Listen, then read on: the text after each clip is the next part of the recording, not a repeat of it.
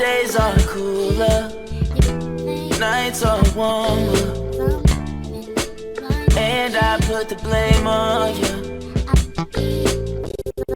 Time moves slow, but my heart beats faster. When these eyes are looking right at you, you give me something to believe in, just what I needed. You're the closest. I'm playing a bunch of clips from people without melanin today because I think it's important, as a Black American, we of course know the justice system very often, puts us in situations where there is no justice at all. He got a fair trial. If anyone was going to get a fair trial, it was going to be Donald Trump. Do you know what I'm saying? And 12 people, I'm saying 12 people. I think he got a beyond fair trial because you were outside the court trashing the judge, trashing the process, the system. I can't do that. Me and you would be under the jail. His contempt of court was a slap on the wrist, right? He didn't get. We would have been locked up for all the things he was doing. Only needed one person to hang the jury. They just needed one, not one. And this was a very racially diverse, predominantly white, one Truth Social person on there who got their information from Truth Social. Tells you exactly who that man might have been. A lot of people from the finance district on that jury, all of them said he was guilty 34 times. So I'm going to play. Go ahead. Yeah. I'm saying there's a reason that we're surprised when somebody gets convicted when they go to court. Even police that kill unarmed Black and brown people get exonerated. And if you can get people who have murdered someone on video to get exonerated, but you can't get out there with a hung jury, you were guilty, bro. Guilty. Very guilty. Even across the pond, there's a very popular talk show host, similar to what I do. His name is James O'Brien. This is why you know that Trump is a cult. It's not political. This is not Democrats and Republicans. There are people across the pond, and this was Steve Bannon's plan. This is a geopolitical. This is an international ring of a cult, right? Where it's all rooted in white nationalism. So in England, where James O'Brien has his radio show, he had a Trump supporter call up. I'm gonna play the clip. I'm actually a fan of Trump, and I think there's a lot of stuff in the media which are lies. Go on. I don't know yourself. You're obviously anti-Trump. No, go on. What are the lies that you're unhappy about? Well, no, I just think you even said this morning. You said it's okay for him. What is it? The quote you used? It's okay to be racist again. Yeah. When? Okay. So how do you draw that conclusion? He accused Barack Obama of not having been born in America and lying about his birth certificate. So how's that racist? Birtherism is racist because Barack Obama is well, you can't. I mean, you can talk over me if you want, Stephen. But okay, no, you crack on. There have been previous presidents that have actually been white that have also not been accused of being born in America. So was that also racist? No, of course it wouldn't be racist. Who was that, by the way? I think a president from 1880. It goes back over No, come on. You're on national radio. You've got your ducks in a row. Tell me about the last time an American president was accused of not being born in America. I've forgotten the names. But don't be silly. Don't tease me. Of course you haven't forgotten the name. You wouldn't come on the radio and say something and then immediately fall apart in response to the first question you're asked. It's not falling apart. Okay, so let's go back to the lies that have been told about Donald Trump. Which one would you reach for first?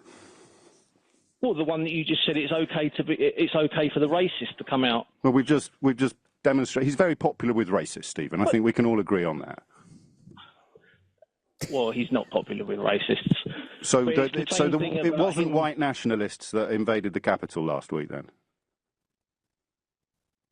Steve Bannon, his key advisor during the presidential campaign, who's now been pardoned for ripping off Trump supporters, he didn't say you should wear the accusation of racism like a badge of honor. Well, that's his quote. I mean, if that's what he's saying. But the fact that you can't just say then that everyone that marched on the Capitol is racist. I didn't. I said they were white nationalists. We get the point, Smith. And it goes on.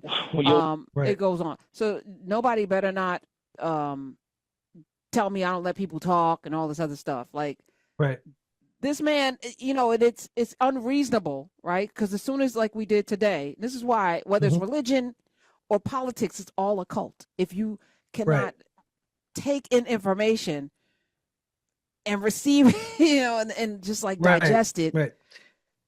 You'll be accused of cutting people off and not allowing them to talk. But here's my thing about it. If I'm being really, really frank, no, everybody doesn't get equal talk time. No, everybody's opinion isn't equally weighted or valid. No, if you don't know what you're talking about, you cannot back what you're saying with any semblance of a tangible, cogent argument or facts or anything like that.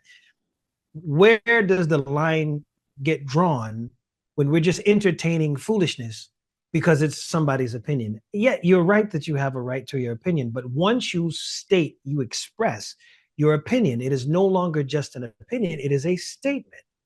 And a public statement is, there's no one that owes you an audience. You're not owed an audience. You're not owed mic time just because you have an opinion. If you wanted to have a total right to your own opinion, keep it to yourself. But the minute you express it, it is now on somebody else's airtime. It is on somebody else's timeline and somebody else's comment section, going into someone else's ears who might not want to hear it. And I don't owe you listening to your cockamamie ideas. And I don't need to do that. I don't even make people believe that I'm interested in fairness, in equity when it comes to all opinions being equal, because that's not true. It just ain't. I love it. Listen, thank you. Smiz, capture that, because I need to play that on a loop. You know, I wrestle with that. Today I operated as a co-host on a morning show, and it was wild, you know, that I realized in that moment that I'm not used to playing, you know, being in that position. So I respect where you are right now. But, you know, there's so much value that comes when you engage with people, even whether it's passively questions are thrown at you. Right. But you have to be ready. And if you're not ready, the people that we select to come on to the show know stuff. It's not just random, you know. And the one time I brought a guest on that I did not, you know, check their background and make sure that it was a disaster for them. You know, fun radio for me. It was fun radio, you know, but not so much for them. And it's, to me, you do yourself a disservice when you come into these spaces, when you call up radio shows, because you're emotionally, you know, triggered by something, but you cannot back it up. Right. And I think, but even more than that, the truth of the matter is it also has a lot to do with presentation and motivation. If someone is genuinely invested in a bad idea, but they really do believe it, and they're trying to present it in all sincerity. Now, that doesn't mean that I'm going to continue to entertain this person's idea, their theories or whatever, but I will give them a lot more latitude to lay it out and engage with them and ask more questions. But there are some people who are simply agents of chaos. They are there to disagree for the sake of being disagreeable. Sea lion you to death, ask a bunch of questions, obfuscate, get you away from talking about your point. They are not there to actually have a fruitful, productive conversation. Once I get the feeling that that's what type of time you're on, we're done. My days are cooler, nights are warmer, and I put the blame on you. Time moves slow, but my heart beats faster. When these eyes are looking right at you, you give me something to believe in, just what I needed. You're the closest.